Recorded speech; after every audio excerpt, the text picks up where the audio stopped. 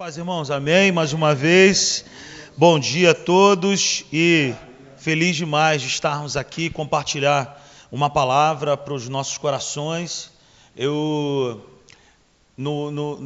Essa mensagem eu preguei para os homens lá da Simples Igreja. A gente tem uma reunião só de homens e eu tenho a certeza que essa palavra vai falar ao meu coração, ao teu coração também. Amém? Você está com sua expectativa em alta aí? Amém ou não amém? Glória a Deus. Tem um tema para essa mensagem, que é cuide da sua barba. Hein? Cuide da sua barba. Pode ser bigode também. Você vai... Então a gente vai entender que não é essa barba que o inimigo está interessado. A gente está numa pegada lá no Rio da restauração do sacerdócio dos homens. A gente está investindo tempo. Sabe, a gente faz o nosso retiro de homens todo ano. Esse ano vocês estão convidados também, se quiserem, dia 26, 27, 28 de setembro. E a gente leva aí 90 homens para um sítio, a gente passa 3 dias ali, joga bola, tem sinuca, totó, futebol, a gente brinca pra caramba, mas a gente dedica 2 reuniões por dia para falar sobre isso, sobre essa restauração do sacerdócio dos homens. Porque é uma área que o inimigo deseja trabalhar. A gente vive numa geração de crianças que são órfãos de pais vivos, por exemplo. E a gente vive uma geração onde que muitos homens dentro da igreja, mesmo já tendo a Cristo como único e suficiente Salvador, eles ainda não entenderam quem são em Cristo. E aí, eu quero te convidar nessa manhã a você, em primeiro lugar, abrir o seu coração e permitir que o Espírito Santo possa ministrar a sua vida. Amém? Então, cuide da sua barba. Você pode falar com o seu irmão mais perto de você e falar: rapaz, cuida da tua barba, hein?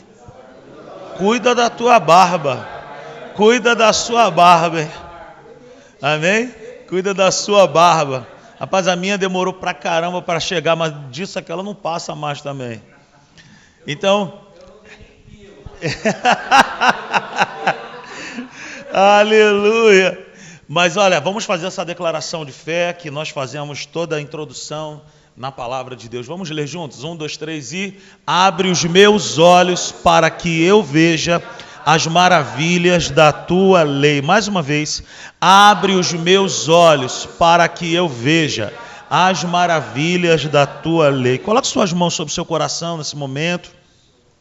Pai, fala conosco nessa manhã. Eu sei que o Senhor tem uma porção para nós homens aqui. Eu sei que o Senhor tem algo fresco, algo novo para poder liberar sobre nossos corações, Pai. E eu quero, Deus, em nome de Jesus, com os meus irmãos, romper nessa manhã. Queremos receber tudo que o Senhor tem para nós. Libera o rio sobre o nosso coração. Fala aos nossos corações nessa manhã, quebra, Senhor, em nome de Jesus, Pai, quebra toda barreira, quebra tudo que não provém de Ti, tira, Senhor, da nossa mente, Senhor, todo obstáculo que nos impede e revela-te a nós, Senhor. Eu repreendo todo espírito roubador da palavra, eu repreendo todo levante das trevas e declaro uma manhã maravilhosa, uma manhã de poder, uma manhã de revelação no pleno conhecimento de Cristo Jesus, em nome do Senhor Jesus. Amém e amém. Glórias a Deus. Amém? Aleluia. Então, abra sua Bíblia, por favor, e acompanhe comigo essa leitura que se encontra no livro de 2 Samuel, capítulo 10. 2 Samuel, nós vamos fazer essa leitura aí, capítulo 10, do verso 1 até o verso 5. Amém? 2 Samuel, capítulo 10, verso 1 ao verso 5. Quem encontrou aí, diga amém. Amém. Está escrito assim: algum tempo depois, o rei dos Amonitas morreu, e seu filho Hanum foi seu sucessor. Davi pensou: serei bondoso com Hanum, filho de Naás, como seu pai foi bondoso comigo. Então Davi enviou uma delegação para transmitir a Hanum seu pesar pela morte do pai dele. Mas quando os mensageiros de Davi chegaram à terra dos Amonitas, os líderes amonitas disseram a Hanum, seu senhor: achas que Davi está honrando teu pai ao enviar mensageiros para expressar condolências? Não é nada disso. Davi os enviou como espiões para examinarem a cidade, a fim de destruí-la. Então Hanum prendeu os mensageiros de Davi, rapou a metade da barba de cada um, cortou a metade de suas roupas até as nádegas e os mandou embora. Quando Davi soube disso, enviou mensageiros ao encontro deles, pois haviam sido profundamente humilhados, e lhes mandou dizer: fiquem em Jericó até que a barba cresça, e então voltem para casa. Amém? Glórias a Deus, aleluia. Cuide da sua barba. Cuide da sua barba. Preste atenção, se nós formos ler capítulos atrás desse capítulo 10, nós vamos ver que num momento da vida de Davi, Naás ajudou Davi. E a história vai dizer que esse homem morre. Davi, em amor, envia uma comitiva para prestar condolências. E aí, quando chega, nesse momento, os conselheiros de Hanum, eles falam: rapaz, você acha mesmo que Davi está vindo aqui para poder prestar uma última homenagem? Nada, cara, esse cara está de olho na sua terra. Esse cara está de olho no seu reino. Esse cara está querendo fazer algo contra vocês. E a motivação do coração de Davi era boa. Ele queria prestar uma homenagem a quem tinha o ajudado. Mas aí é que entra o grande problema. Quando Davi recebe essa informação de que a sua comitiva foi ultrajada, foi humilhada, ele fala o seguinte: fiquem em Jericó. Então anote isso, se você pode, fique em Jericó, espere a sua barba crescer e então volte para casa. A sua barba vai crescer. Você pode dizer para essa pessoa que está ao seu lado assim, fala: tua barba vai crescer, cara. Calma, meu irmão. Calma. Então, é uma humilhação terrível que esses homens passaram. Uma humilhação terrível, porque o texto vai dizer que esses homens, eles chegam e não mandaram cortar toda a barba, tirar toda a barba desses homens. Eles fizeram duas coisas, e naquela época era uma humilhação terrível isso. Era um castigo de guerra, por exemplo, quando se rapava a metade da barba de alguém. Não foi isso que eles fizeram, eles não tiraram a barba completamente, eles tiraram a metade, que imagina, era uma vergonha. E mais do que rapar a metade da barba desses homens, o que eles mandaram fazer com a comitiva de Davi? Corta a roupa desses homens, na altura de que as nádegas apareçam. Olha que humilhação. Como que esses caras iriam voltar para casa? Como que esses caras iriam voltar a ter contato com a sua família? O que as pessoas iriam dizer a respeito desses homens? E nessa mensagem a gente vai aprender o significado de ter a metade da barba rapada e ter a roupa cortada até a altura da nádega. Então, preste atenção nisso que eu quero compartilhar com você. Quem são os seus conselheiros? Quem são as pessoas que andam perto de nós? Porque uma guerra, um problema foi instalado por causa de maus conselheiros. E eu e você podemos entrar em guerras, terríveis, por conta às vezes de um conselho. Então presta atenção, nós basicamente somos cercados por 3 tipos de conselheiros: os bajuladores, os afrontadores e os confrontadores. Quem é que está perto de você? São os bajuladores, os afrontadores ou os confrontadores? Os bajuladores, eles vão falar para mim e para você aquilo que a gente está a fim de ouvir. Tudo que a gente tem vontade de ouvir, o bajulador ele vai chegar perto de mim e perto de você e vai falar: não, tu está certo, cara. Você pode estar fazendo a maior burrada da vida, você pode estar fazendo algo tenebroso, mas o bajulador ele vai falar assim: cara, que bacana que você fez, hein, Marcão? Que coisa boa, Danilo, que coisa maravilhosa que você está fazendo. Está todo errado. É o bajulador. Ele quer estar perto de mim, ele quer estar perto de você, e ele não tem coragem de nos apontar os erros. Sabe? Esses homens eram bajuladores. Chegaram lá perto de Hanun e falaram assim: meu irmão, olha só, esse cara aí, meu irmão, não quer, ele quer o teu reino. Ele não quer te homenagear, não. É um bajulador. Tem um outro tipo de conselheiro que anda perto de nós, que é o afrontador. O afrontador também anda longe do afrontador. O afrontador, ele não vai te apoiar em nada. Ele só vai ver defeito em mim e em você. O afrontador, ele só está querendo o nosso lugar. O afrontador, ele anda perto de nós, mas ele sempre, isso serve para qualquer ambiente, na empresa, aonde você estiver, nós vamos ser cercados por esses tipos de conselheiros. Os bajuladores, os afrontadores que só vão ver defeito porque ele está interessado no nosso lugar. Ele está interessado, sabe, naquilo que a gente possui. E nós precisamos de que tipo de conselheiro para andar perto de nós? Os confrontadores. Quem na Bíblia pode representar para nós um conselheiro confrontador? Natã. Quando chega diante de Davi e fala assim: olha só, vou te contar uma história aqui. É isso, isso, isso. Com respeito, dentro dos padrões, dentro dos limites, ele confrontou Davi. E nós precisamos nos cercar de homens desse tipo. Ande com quem te confronta. Ande com quem vai chegar, botar a mão no teu peito e falar assim: cara, não faz isso não, cara. Está errado. Rejeite os bajuladores. Rejeite os afrontadores. Aceite quem te confronta. Aceite quem chega para você e fala assim: Bruno, olha só, cara, não é esse o caminho. Então, esse homem entra numa situação tenebrosa. Por quê? Porque os conselheiros dele colocaram ele numa situação terrível.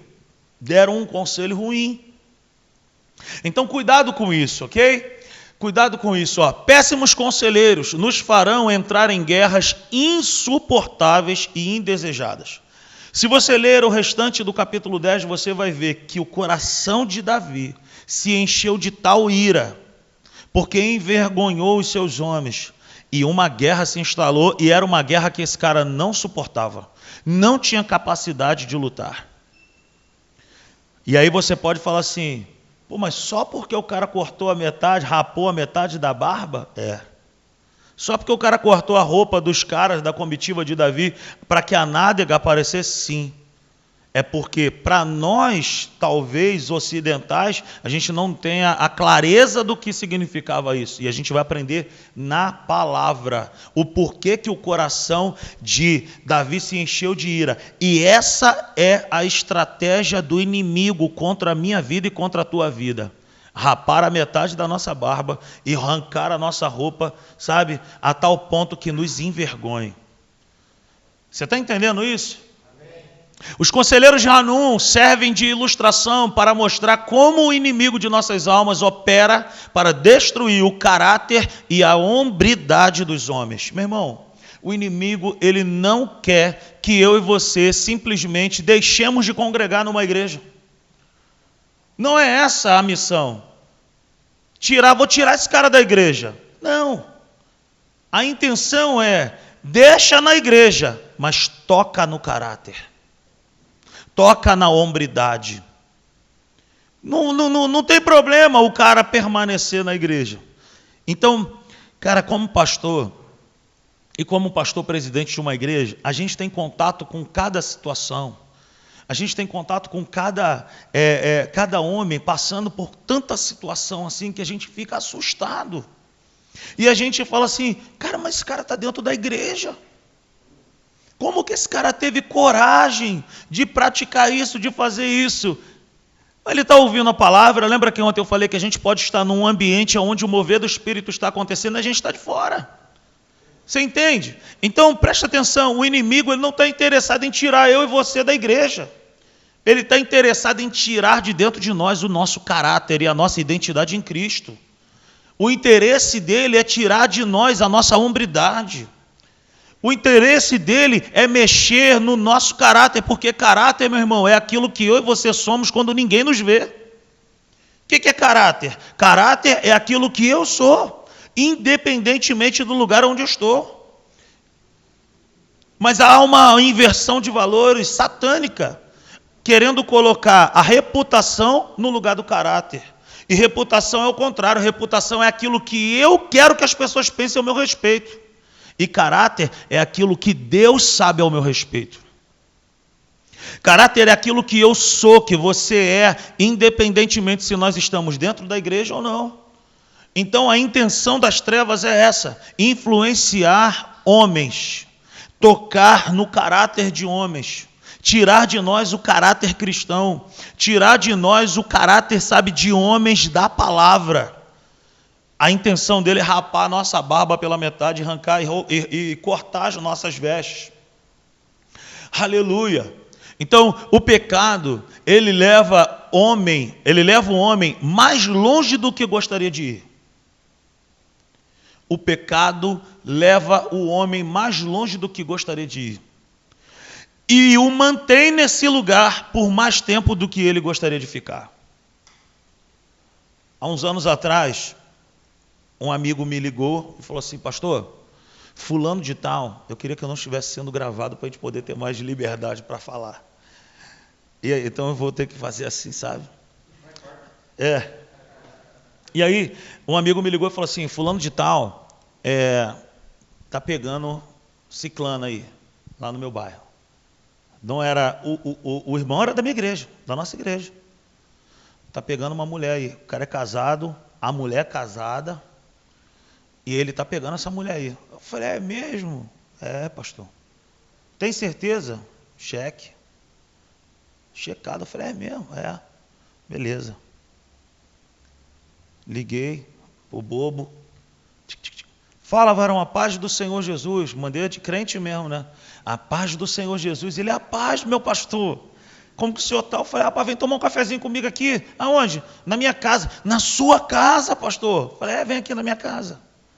E aí ele foi, todo bobo. Eu falei: e aí, negão? Como é que tu tá, rapaz? Como é que tá? Pá. Beleza, beleza. Vem cá, eu tô sabendo que tu tá comendo a fulana de tal, cara. Aí ele: que isso, pastor? Isso não existe. Isso é mentira. Isso é mentira, isso não existe não, pastor. Falei: mano. Aí: não, pastor. Quem te falou isso tá mentindo, tá querendo me destruir, que não sei o que coisa e tal. Falei: tá legal. O cara nunca mais foi na igreja. Nunca mais foi na igreja. E um dia eu estou chegando na igreja para trabalhar, depois do almoço, encostei o carro. Do lado da nossa igreja tem um bar. E eu sou amicíssimo do dono do bar. É comum, se você for lá, você vai me ver sentado conversando com o Jorge, que é o dono do bar. Até engraçado, teve um dia desse que eu estava sentado com ele, lendo o jornal dele, passou um abençoado, parou o carro, falei: ei, pastor, tá tomando uma? Sem vergonha. Sem vergonha. Eu falei: eu não bebo não, doido. E aí, esse cara chegou com esse rapaz, que estava um ano sem ir na igreja. Encostou o carro assim, desceu do carro e falou assim: o senhor pode me receber? O senhor pode trocar uma ideia comigo? Eu falei: posso, pô. Estou esperando por esse momento. E aí ele sentou na cadeira assim, de frente comigo, e ele começou a chorar. Ele falou assim: pastor, tem 1 ano que eu não durmo. Tem 1 ano que eu não sei o que é dormir bem. Eu falei: é mesmo, cara? Por quê? Porque eu menti para o senhor. Eu menti para o senhor. Eu falei: eu sei que você mentiu para mim. Porque eu tenho sim relacionamento com a mulher, e eu faço tudo que eu quero fazer, ela deixa eu fazer. E eu amo a minha esposa, mas eu não consigo ser fiel à minha esposa. E eu não sei como sair dessa situação. E eu falei para ele uma palavra bem doce. Eu falei para ele assim: da mesma forma que você entrou nessa rua fazendo M, você volta limpando toda essa M. A partir de hoje, você olha para essa mulher e fala assim: não tem mais nada. Porque agora eu tenho uma aliança com Cristo e coisa e tal, e ppp, e para a glória de Deus. Para a glória de Deus. Hoje, esse homem é um dos braços direitos que eu tenho na igreja. Um homem, cara, sério na palavra de Deus, aluno da Atos. Um homem de Deus, de um caráter ilibado, ao ponto das pessoas falarem assim: meu irmão, o que aconteceu com fulano de tal? Eu falei: cara, é a palavra de Deus. É o poder de Deus.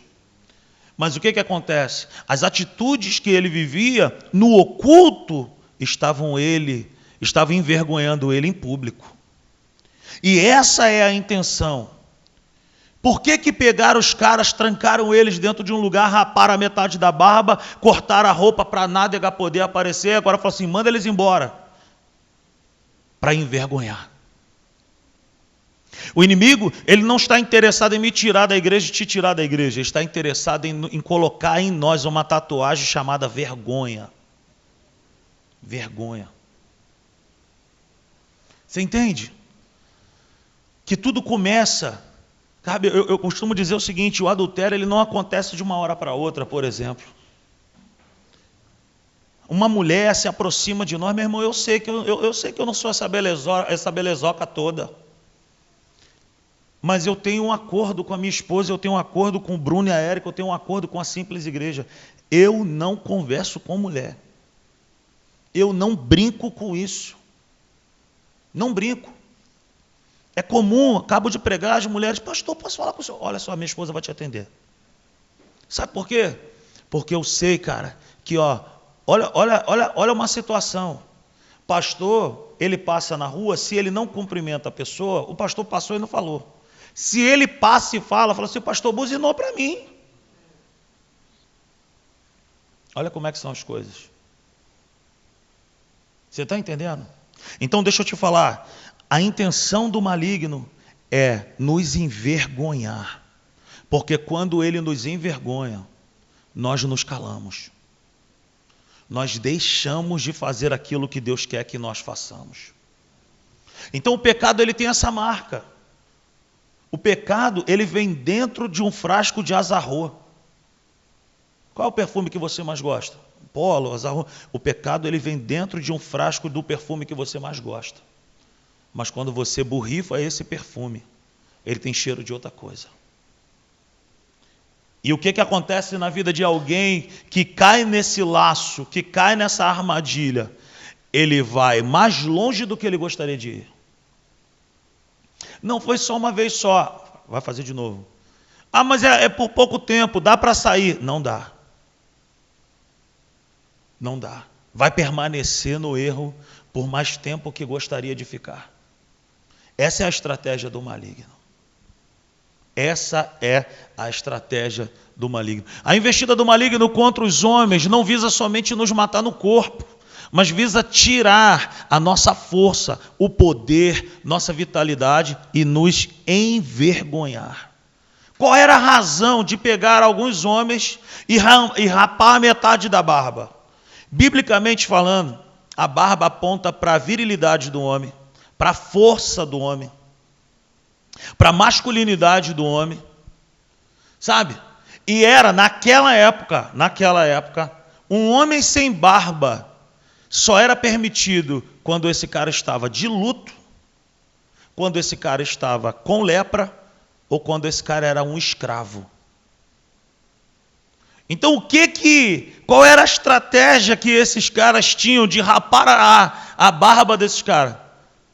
Dizer o seguinte: isso aí é um morto, isso aí está morto, isso não tem força, isso não tem vida, isso é um leproso, isso aí tem que andar separado, tem que andar à margem da sociedade.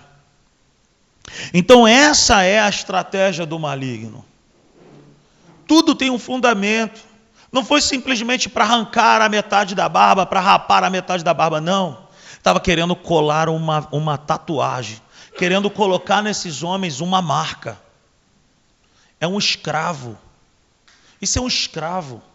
Isso está aprisionado.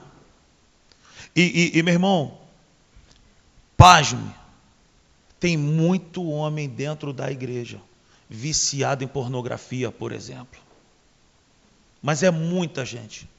Eu já atendi e atendo constantemente homens que chegam para mim e falam assim: pastor, eu sou viciado na pornografia. E gente que eu mesmo já tinha colocado às vezes em cima do altar. E o cara chega e fala assim: pastor, Eu sou viciado em pornografia. Eu não sei como sair desse negócio. Eu tenho um amigo meu, um homem de Deus, que ele fala para mim assim, mano, eu não posso ficar sozinho em casa com o celular na mão. Se eu chegar em casa, se a minha mulher não tiver, se meu filho não tiver, eu desligo o celular e boto ele em algum lugar. Porque eu venci esse negócio. Mas todo dia esse negócio bate a porta do meu coração.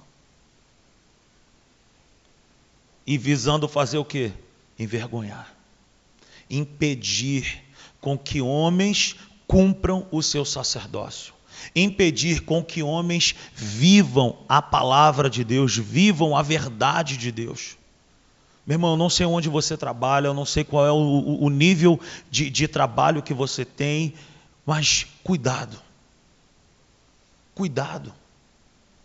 Me lembro de uma história, eu fui pregar numa igreja em Jacarepaguá, e eu estava pregando para homens, basicamente, e acabou o culto, um rapaz veio falar comigo. Pastor, posso falar com o senhor? Eu falei, pode, meu irmão. Rapaz, eu sou auxiliar, que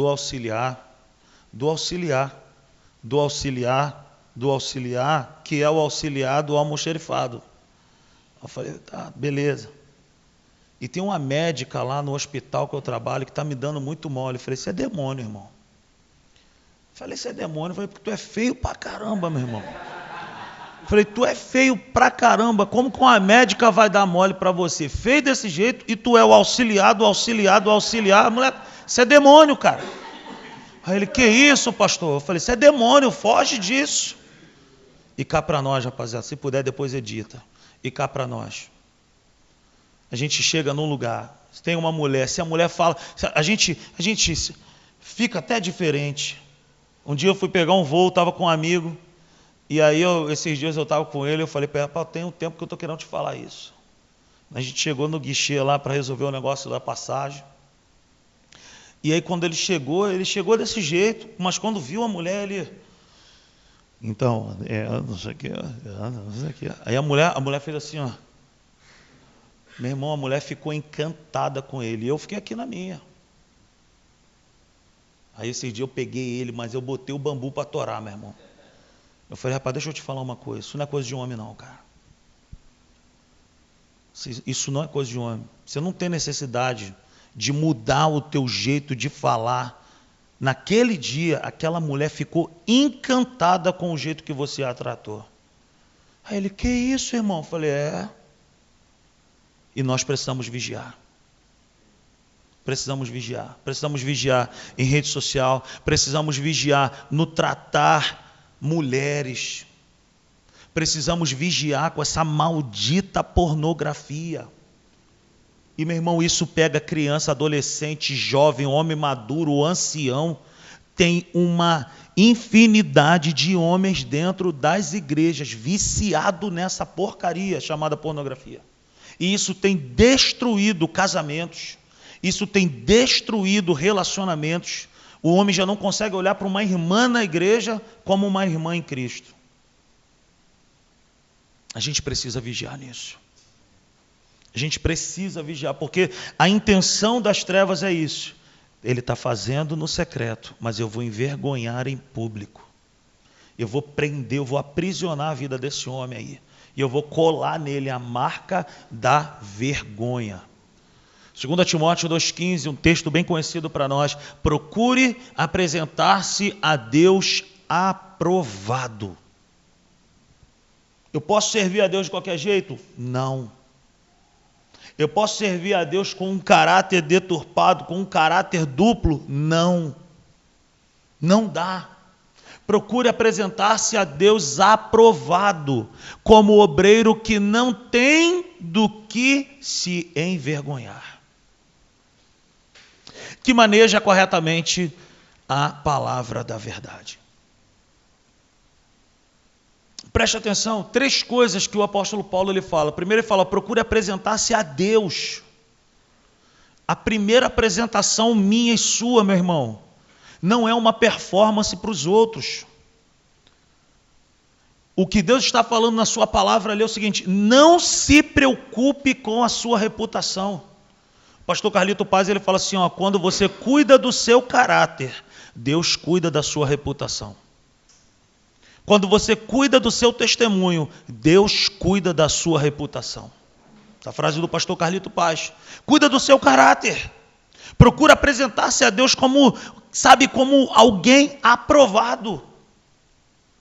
E lá em Filipenses, no capítulo 2, Paulo dá um testemunho a respeito de Timóteo. Falou assim, ó, eu vou enviar Timóteo porque eu não conheço ninguém que tenha um coração como ele. Ele é aprovado. Tem como servir a Deus de outra forma? Com outro tipo de coração? Não. Deus não trabalha com gente perfeita, mas Deus também não trabalha com gente, sabe, quebrada no caráter. Tem muita gente aí querendo usar Deus, e a gente falou isso ontem, mas não vai ser usado por Deus. Preste atenção nisso. Procure apresentar-se a Deus aprovado, como obreiro que não tem do que se envergonhar. Cara, você tem algum motivo de vergonha na sua vida? Você tem algo que, sabe, uma prática, você tem algo dentro do teu coração que ninguém sabe, que te envergonha, que te impede.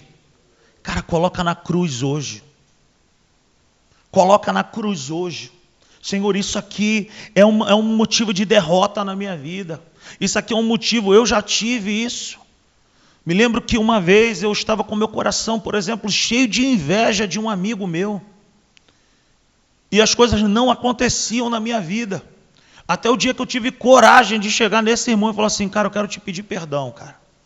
Ele, por quê, meu irmão? Falei, porque eu estou nutrindo um sentimento no meu coração de inveja por você, cara. Ele me abriu os olhos e falou, que isso, cara? Eu falei, cara, eu tenho inveja de você. Mas naquele dia, o Espírito Santo, ele arrancou aquilo de mim. Mark Twain, ele fala assim, uma frase dele, ele diz assim, ó, você não vai conseguir vencer um mau hábito jogando ele pela janela. Você vai precisar fazer ele descer todos os dias os degraus que ele vem subindo. Cara, tem algo na tua vida que é um motivo de vergonha? Tem algo na tua vida que é um motivo de derrota? Quando esse mal vier subindo a escada da sua vida, você fala, pode descer. Desce, você não faz mais parte da minha vida. A gente só consegue vencer uma mentira com uma grande verdade, gente.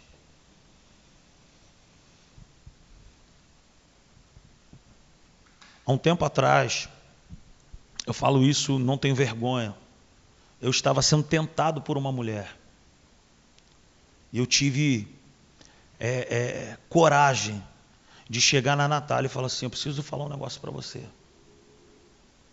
Ela, pode falar. Eu falei assim, eu estou sendo tentado por uma pessoa. E é uma guerra que eu não estou conseguindo vencer. Sabe o que ela falou para mim? Então ora por mim também. Porque eu também estou sendo tentado por um homem. Naquele dia, eu impus as minhas mãos sobre a cabeça dela. Eu orei por ela, ela orou por mim. E nós fomos completamente libertos, curados daquilo. E aí talvez você fale assim, caraca, mano, esse cara aí, essa menina aí. Sim, meu irmão. Porque todos os dias o inimigo tenta colar em mim e você uma tatuagem chamada vergonha. Diz que ele quer destruir a minha casa, quer destruir a tua casa, quer envergonhar os teus filhos, os meus filhos. Eu tenho 2 moleques lá, cara, lindos, abençoados, maravilhosos. E a gente passa às vezes, vê gente brigando, marido e mulher brigando. A gente vê, eles infelizmente participam, às vezes estão num lugar com a gente e ouvem os problemas da igreja. E eles falam assim, pai, graças a Deus que aqui em casa não tem essas coisas, né? Ô meu irmão, em nome de Jesus, o inimigo quer trancar eu e você num lugar, quer nos manter nesse lugar por muito tempo, quer arrancar metade da nossa barba, quer cortar a nossa roupa para a nossa nádega aparecer, para poder jogar a gente na rua e falar assim, aí ó, aí a vergonha que está passando. Tenha coragem. Se tiver que chegar para tua esposa e falar assim, cara, ora por mim. Ora por mim, eu estou sendo tentado nessa área aqui. Procura o teu pastor, cara, pastor, eu tenho dificuldade nessa área aqui. Isso aqui, cara, me persegue. Eu já vi homem grande, meu irmão, gigante, chegar para mim e chorar e falar assim: me ajuda. Eu não consigo largar isso. Por quê? Porque a vergonha faz isso com o homem, cara. Quando a vergonha chega, ela faz isso. Então o apóstolo Paulo fala: procure apresentar-se a Deus aprovado como obreiro que não tem do que se envergonhar e que maneja corretamente a palavra da verdade. Meu irmão, não adianta ter uma Bíblia em casa. Não adianta saber aonde está o endereço de tudo na Bíblia, se a Bíblia não for uma verdade em nós. Tiago 5,16 fala: confessai, pois, os vossos pecados uns aos outros, para que vocês possam ser curados. Por que ele não fala perdoado? Ele fala curado. Porque a gente confessa para Deus e a gente é perdoado, mas a gente confessa uns aos outros para sermos curados. Natália, eu quero te confessar um negócio aqui. Eu estou com meu coração assim, ela ora por mim e eu sou curado. Curado do quê? Da culpa. Curado do quê? Da vergonha. E essa manhã é uma manhã libertadora para mim e para você. Essa manhã é uma manhã de cura para o nosso coração, para a gente olhar para dentro de nós e falar assim: não, eu tenho, algo que me envergonha, algo que tira a minha força, algo que traz, limites para a minha vida. Cara, Deus quer te usar. Deus quer te usar. Deus quer depositar coisas extraordinárias em vasos de barro. Você é um vaso de barro. Deus conta contigo, mas Deus não vai nos usar de qualquer maneira. É necessário um alinhamento, é necessário nós nos humilharmos na presença dEle e falar: Senhor, me cura, me limpa, me sara, me liberta disso. Os homens que Deus quer levantar nessa terra são homens que não têm motivos de se envergonhar. Cara, não tenha motivo de vergonha na sua vida. Não tenha. Por exemplo, talvez você seja um vitorioso na sua área profissional, mas nenhuma conquista humana, nenhuma conquista que você possa ter nessa terra pode se comparar a um fracasso dentro da sua casa. Cara, você pode ser o cara mais vitorioso na sua carreira, mas se você for um derrotado no caráter, se você for um derrotado no casamento, se você for um derrotado na criação dos teus filhos, nós não conquistamos nada de verdade. Um dia o meu filho mais velho foi jogar contra o Olaria, lá no Olaria. E eu liguei para um tio meu, rico. Ô tio, ele hoje mora na Barra, mora numa mansão, cara, de cinema. Falei: tio, estou aqui, o Nicolas vai jogar aqui contra o Olaria hoje. Ele é criado ali na Penha, Olaria, e era sócio do clube do Olaria. E aí ele falou para mim assim: pô, vou para aí então, vou ver esse jogo contigo. E foi lá. E aí ele sentou, eu estava sentado assim na arquibancada do ginásio, ele chegou, e ele fez assim, sentou, ficou olhando aquilo assim. Aí falou: que saudade que eu tenho disso aqui. Aí eu falei para ele: pô, cara, que isso? Tá com saudade de Olaria? Morando naquela casa lá, uma mansão daquela, uma casa que tem 24 televisões espalhadas na casa, tem uma televisão de 60 polegadas dentro do banheiro, 2 saunas, piscina, carro à vontade. E ele fez assim para mim, falou: talvez para você isso seja um motivo de alegria, mas eu tenho tanta tristeza no meu coração de viver o que eu vivo naquele lugar. É tanta vergonha que os filhos promoveram para a família, tanta vergonha que ele promoveu para a família. Não tem Cristo. Acredita em tudo, menos em Cristo. E aí eu te falo, vai morrer daqui a pouco, cheio de milhões. Mas as pessoas podem olhar para ele e falar assim: rapaz, isso aí pegava todas as mulheres que eu já vi na vida. Isso aí era um fenômeno com mulher. Isso aí que não sei o quê. Mas a família destruída. Destruída. Vergonha em cima de vergonha. Eu não quero isso para a minha vida. Eu não desejo isso para a sua vida, porque nenhum sucesso na vida pode se comparar a um fracasso em casa. Nenhum sucesso na vida pode se comparar a um fracasso aos olhos de Deus. Deus, quando olha para mim, Ele não me chama de pastor. Deus, quando olha para você, Ele não te chama de empresário. Ele te chama de filho. Ele não te chama de advogado. Ele não te chama de promotor, de juiz. Sei lá o que você faz. Comerciante.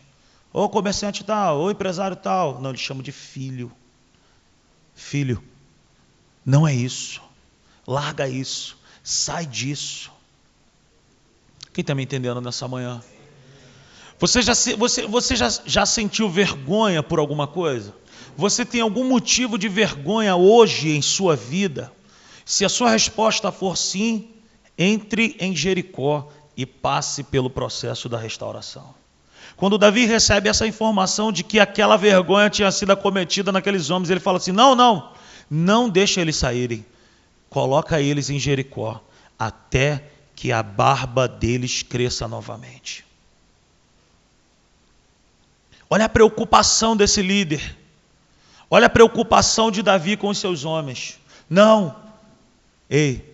Tem muito homem andando por aí, debaixo de vergonha, e as pessoas olhando, e a pessoa está andando, e continua andando, continua fazendo. Meu irmão, em nome de Jesus, se esse é o teu caso, se existe alguma coisa na sua vida que precisa ser reparado, que precisa ser corrigido, entra para Jericó hoje, espera a tua barba crescer novamente, seja curado hoje, mas não saia por aí falando, ninguém vai descobrir, isso vai continuar, no sapatinho dá para viver desse jeito. Ei, lembre-se disso, o pecado quer me levar e te levar mais longe e quer nos manter lá por mais tempo.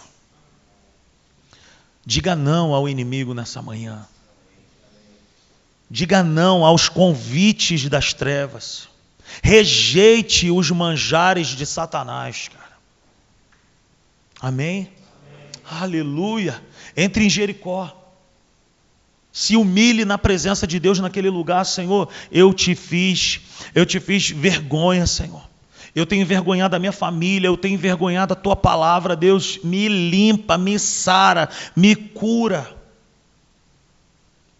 Oh, meu irmão, em nome de Jesus.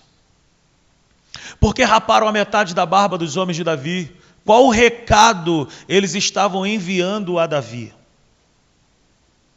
Culturalmente eu já te expliquei que rapar a metade da barba de um homem naquela época era um castigo de guerra, era uma humilhação. Mas espiritualmente falando, qual é o recado que eles querem mandar? Humilhação, ferir a honra, destruir a dignidade, a masculinidade, porque a barba era a glória de um homem. Não é dessa barba aqui que eu estou falando, mas é aqui. É aqui que o inimigo quer nos roubar, aqui dentro. Ele deseja roubar de mim e de você princípios e valores. Ele deseja roubar de mim o teu caráter, o meu caráter. Ele quer roubar de mim e de você o quê? A palavra. Os princípios da palavra que são inegociáveis. Agora, se eu e você flertarmos, darmos uma concessãozinha para ele, ele entra e nos destrói. Olha quantos casos de pastores aí caindo. Olha quantos amigos seus, talvez, que já não estão mais aqui porque caíram. Recentemente, na nossa igreja, tivemos um problema desse âmbito. E eu chorei durante uns 15 dias por causa da família que eu estava vendo sendo destruída. Por conta da traição, por conta do adultério, por conta do, sabe? De eu parar assim, eu falei, meu Deus, eu nunca ia imaginar um negócio desse. Mas é gente que está no nosso meio. E as coisas estão acontecendo. E o inimigo, querido, ele é comparado a um ladrão. E o ladrão, ele nunca manda recado quando ele vai querer roubar você. Você conhece algum ladrão que chega para você e fala assim, como é que é o teu nome, meu irmão? Luiz, olha só, gostei do teu carro, hein? Hoje às 10 da noite eu vou entrar lá na tua calçada, lá vou pegar teu carro. Algum ladrão faz isso? Não faz isso. O ladrão é um ser ilegal. Ele é um ser ilegal. Ele sabe que ele é ladrão, ele sabe que ele não pode fazer aquilo, mas ele vive para quebrar princípios. O que ele quer fazer na minha vida e na tua vida? Ele quer nos roubar. Quer roubar a nossa casa, a nossa família. Quer roubar, sabe, o nosso caráter. Quer nos tirar do centro da vontade de Deus, colocando em nós essa tatuagem da vergonha, para que a gente tenha vergonha de se aproximar de Deus e para que a gente não viva na rua as promessas de Deus, o poder de Deus, a unção que Deus tem para a minha vida e para a sua vida. Então esse é o caminho. É trazer humilhação, ferir a honra, destruir a dignidade. Por quê? Porque naquela época a barba era a glória do homem. Olha o que está escrito em Levítico 19, 27. Não cortem o cabelo dos lados da cabeça, nem aparem as pontas da barba. Presta atenção. Era uma exigência da lei. Era uma exigência da lei. E a minha intenção aqui não lógico, todos nós aqui, alunos da Atos, a gente sabe que hoje nós estamos na graça, nós não estamos na hipergraça, nós não estamos aqui para isso nessa manhã, para falar de graça e lei, não é essa a nossa intenção. Mas a intenção das trevas é fazer isso aí, ó. A intenção das trevas é fazer com que homens de Deus vivam sem lei, vivam sem regras, vivam sem a palavra, vivam sem aliança e sem identidade. Um escravo não tem identidade.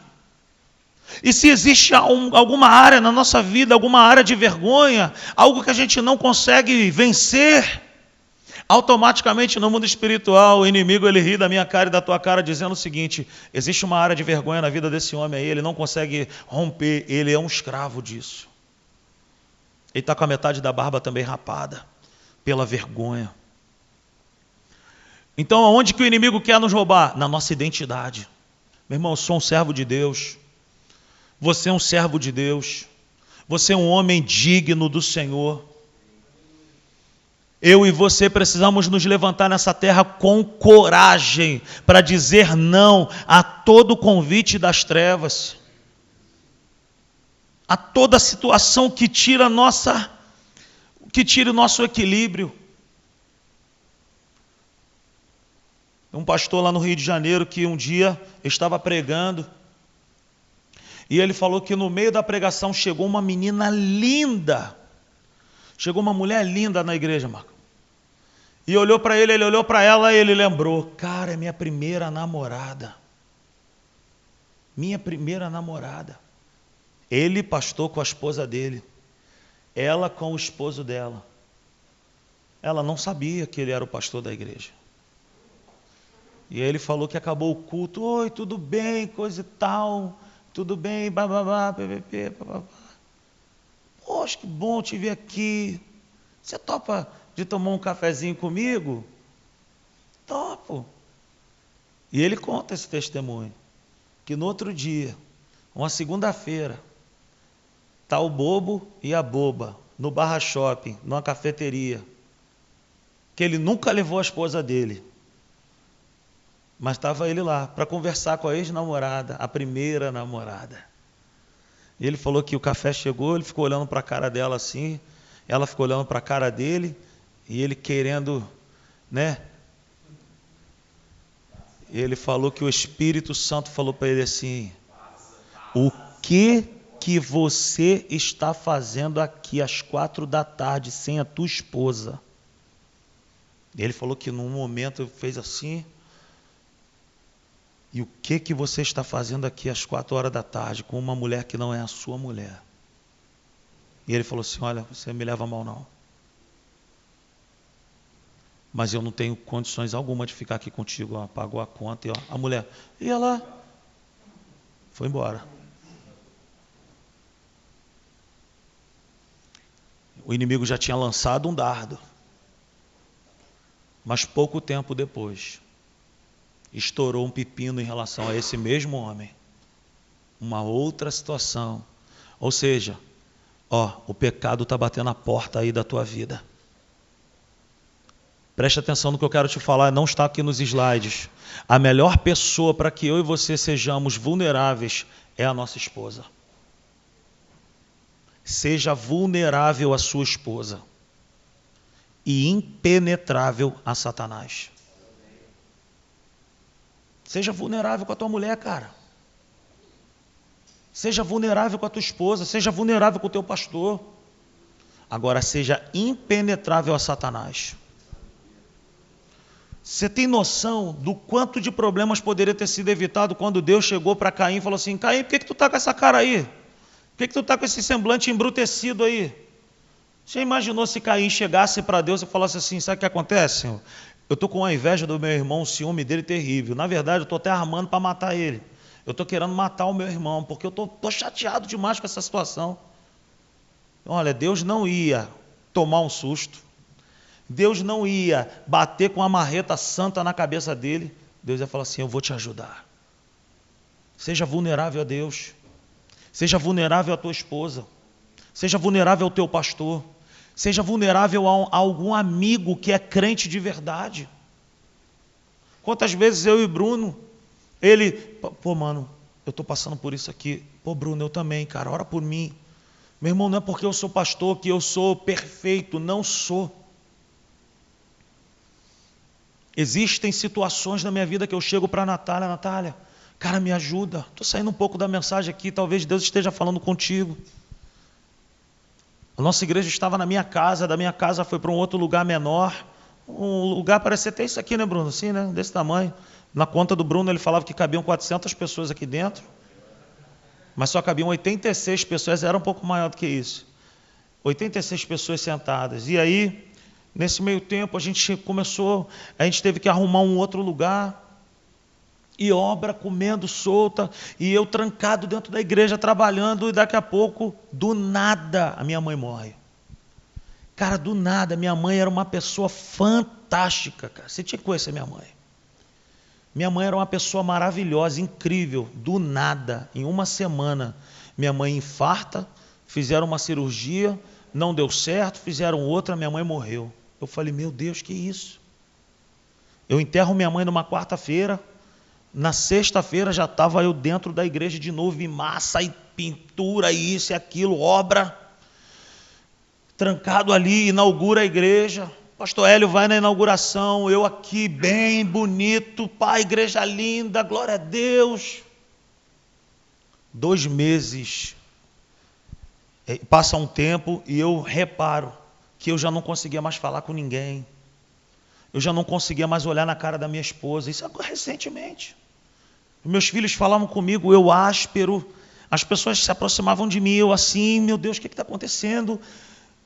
E um dia a Natália, o Bruno e a Érica promoveram uma viagem para nós, um lugar que eu tinha muita vontade de ir.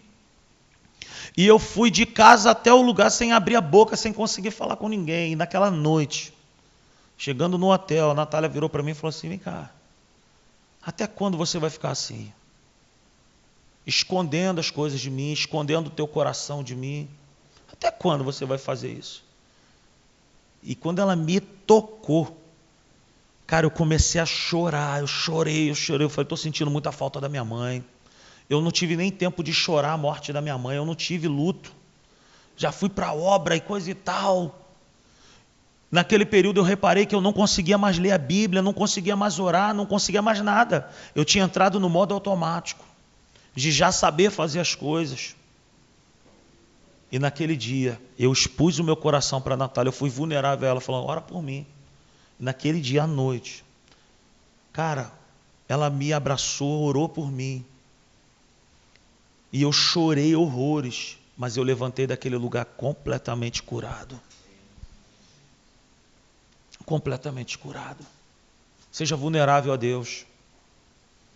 Ele não vai tomar um susto se você falar a verdade. Ele já sabe. Ele não vai, levantar do trono e falar, como você fez isso? Não. Ele vai falar, eu estou aqui para te ajudar, meu filho. Estou aqui para te levantar. Eu vou afirmar quem você é de verdade, a sua identidade. Qual a mensagem que esses homens estavam mandando para Davi? Eles estavam dizendo assim, ó, não matei porque não quis, mas com eles fiz o que quis. Essa é a mensagem. Eu tive eles na minha mão, rapei a barba deles, cortei a roupa deles, fiz o que quis, porque é assim que um homem, quando está aprisionado, debaixo de uma vergonha, ele vive. Pode estar dentro da igreja, ouvindo a mensagem, mas a vergonha oprime, prende. Nós não podemos estar nas mãos dos nossos inimigos. É melhor lutar até morrer. Cara, lute.